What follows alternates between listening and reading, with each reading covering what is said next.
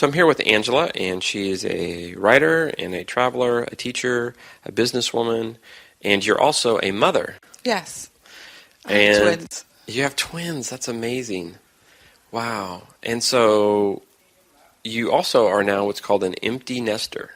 Can you explain what that means? It's the feeling that you get when you realise that you've worked hard with your kids all those years and now they're ready to leave. And because they're twins, the nest is going to be emptied completely at once. Yeah. And I would be in the house by myself. I did think, though, that my son would have stayed home forever. So I would never have got to a position of having an empty nest. And my daughter, she left a little bit earlier. But it was just the thought of, you're in a house that your family's grown up in. What do you do now? Do you take in lodgers? Do you rent the house out? And that's when I made my decision to travel. And it was a gap that I spotted because my kids were 18 at the time. It was likely that my daughter would have grandchildren at some point, or I would have grandchildren, she'd have children, and then it would not be possible to come away again. So I saw the gap. I rented the house out, and my son, who was the last to leave the house, he said, "Mum, are you renting my room as well?" And I said, "Well, of course I'm renting your room. You don't get a house with a teenager resident in it." And he was absolutely flummoxed, but he found somewhere to live. He's working. She's found somewhere to live. She's working. And I think that one of the things you can give your kids actually is independence. I think it's the biggest thing that you can give them.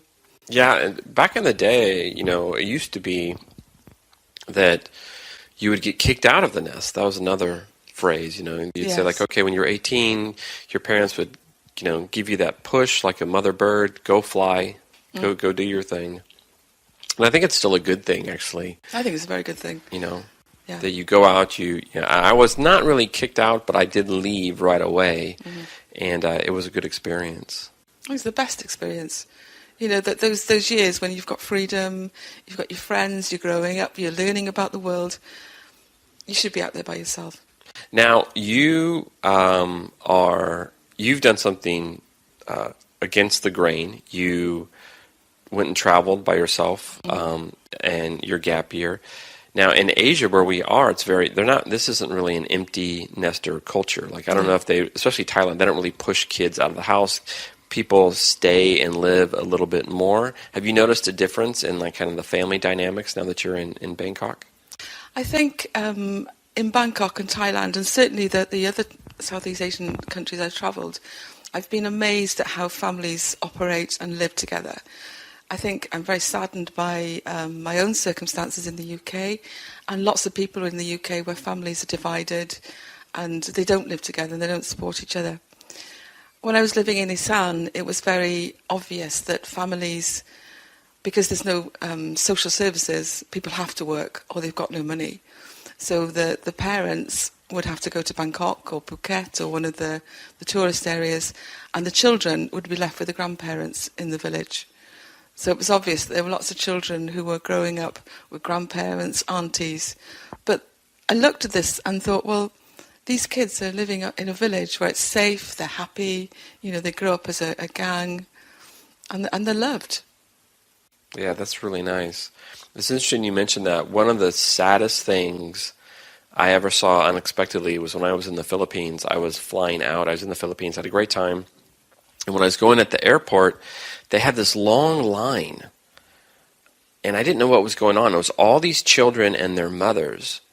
I mean, we're talking dozens. And it seemed strange. And then it hit me, because the Philippines have so many people that work overseas. These were all mothers that were saying goodbye to their children. Yes. Because they had to go work overseas. And it's like, I even get choked up now, like thinking about it. It was just really powerful that, like the people that had that situation, that those mothers, they don't want to leave their kid. Yeah, that's got to be really hard. But they have to. They have to go to wherever they're going to go in the world. Yeah, that was something. I'll never forget that. Yeah. And I find families over here are just so willing to share. They share their food, they share their beds, they share their houses in a way that is just so different. Yeah. To what I've experienced in the UK. That is true.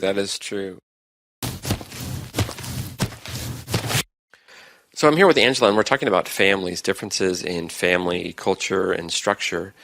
One thing that I noticed, I'm sorry, and we both have experience with the West. Actually, we're both Westerners, and we also have worked and lived in Thailand.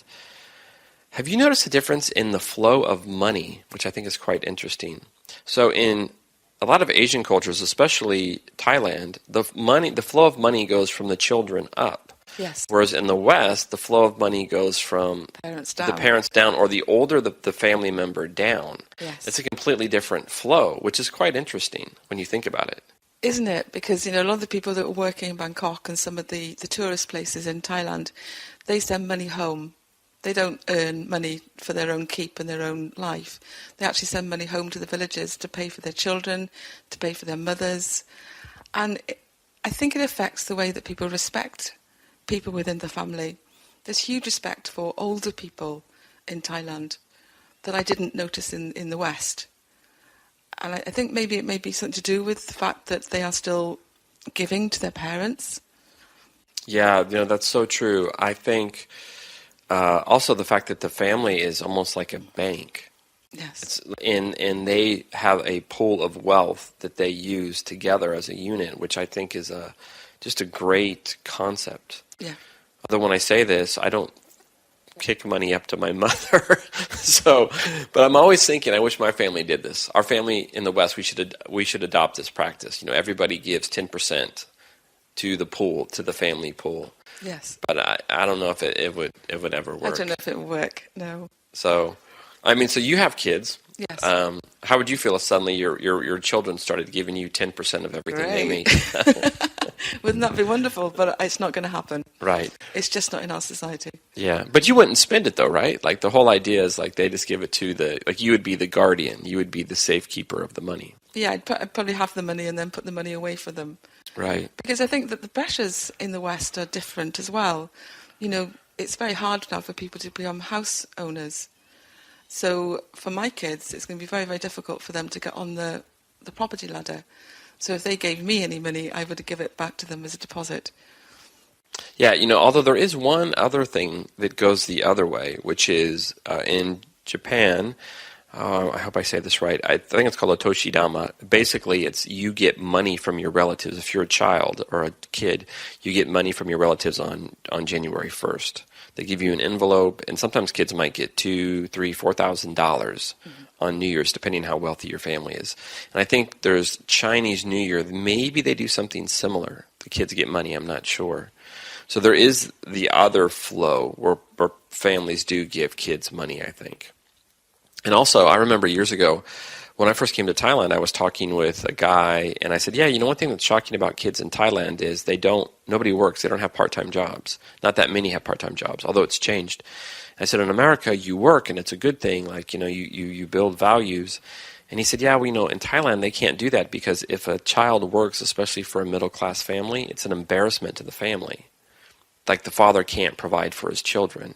His children have to work when they should be studying. So it's really interesting, the different dynamics in money across cultures.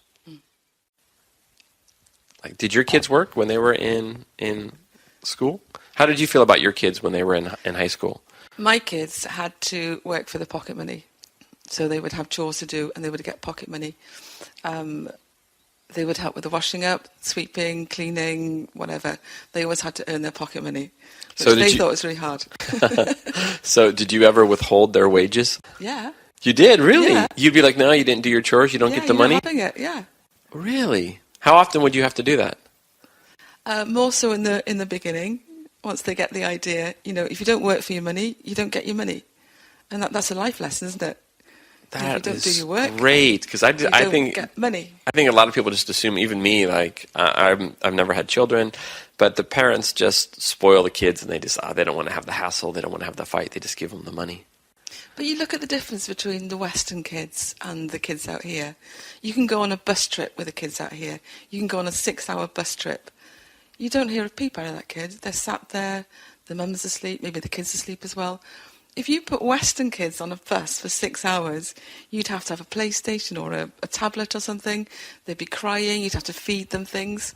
It's a totally different way of acting. Yeah. And I missed that. When I came to Asia, I noticed that the kids were happier with less, much less than we have.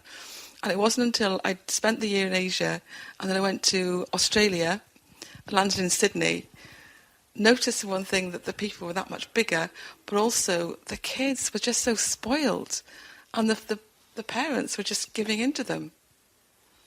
So you think that maybe we need to rectify that situation, that we should stop spoiling kids, Yeah, I do. take away the PlayStation, Yeah. just stick them outside, yeah. You can get strollers today with a place where you can put the kid's tablet. Yeah, it's Why crazy. can't the kid just look at the world? Yeah. It's so funny you mentioned that, because before we were talking about potential business ideas, and I have an idea called Camp Boredom. So what happens? Boredom is good. Yeah, what happens at Camp Boredom is you send your kid to Camp Boredom. It's like just a camp in the woods or on a farm, and the kids come and they go, "What do we do?" And I go, "I don't know, nothing. Go outside. Just find something to do." No Wi-Fi. Yeah, because I grew up no Wi-Fi, no nothing. I grew up on a farm, and I'm really blessed. I had no idea how blessed I was at the time, but I grew up. I spent all my time at my grandfather's farm, and we had nothing to do. I mean, nothing. But we had this farm, so we had everything to do. So the rule was you had to be up for breakfast at 7, and then once you finished breakfast, you had to be out of the house. You could not be in the house. It was almost forbidden to be in the house unless it's raining outside. And you would be outside from sun up to sundown. Yeah, climbing fences, climbing trees, Having sitting on haystacks. Right, having the best time of your life. Yeah. And your imagination is going, and you just, the little things that you would do. Oh, we're going to build a tree for it. Oh, we're going to do this. Oh, we're going to do that. We're going to stop the river from flowing. Right. So that's my idea, I think, Camp Boredom. So maybe we have to, I think boredom is good for kids. yeah. How so? Because it, as you say, if they're always entertained and always fed, then they don't get to learn how to entertain themselves. Yeah. If you sit them in a car with nothing for 6 hours, Right. just look out the window.